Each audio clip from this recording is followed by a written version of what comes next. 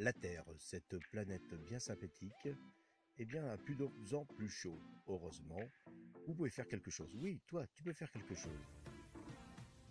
Tu peux, si tu veux, à la place de rouler en voiture, utiliser un vélocipède. C'est pas très facile, mais ça marche.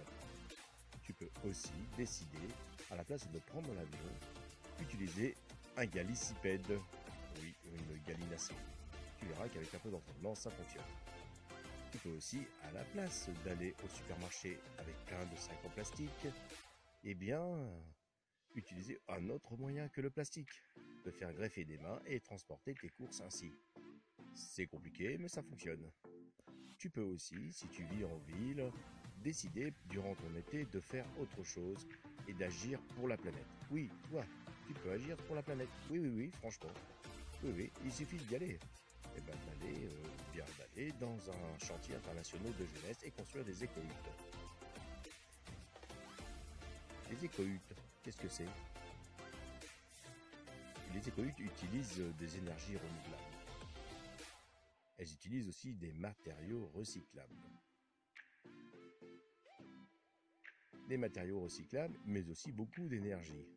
De l'énergie humaine et bien sympathique qui vont mettre en œuvre cette écohutte, une habitation simple, rustique, qui tient malgré le temps, malgré le froid et la chaleur. Une écohutte, c'est un peu une petite folie. Mais que faut-il pour faire une écohutte? Alors, il vous faut du blé, enfin pas vraiment le blé, mais les bottes de paille que l'on n'utilise plus. Voilà. Il vous faut aussi des branches d'arbres, très simples, à aller chercher dans la forêt avec l'accord bien sûr du propriétaire. Des branches, des petites branches pour nettoyer cette forêt. Voilà.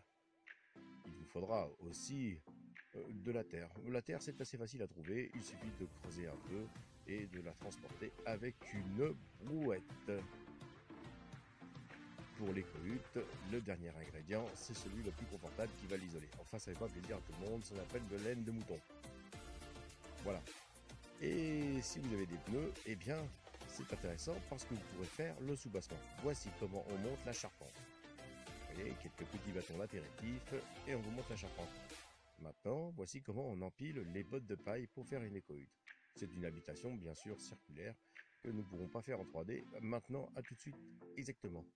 Voici toutes les petites mains qui viennent travailler pour faire une écohutte. Merci d'avoir suivi ce petit indicatif.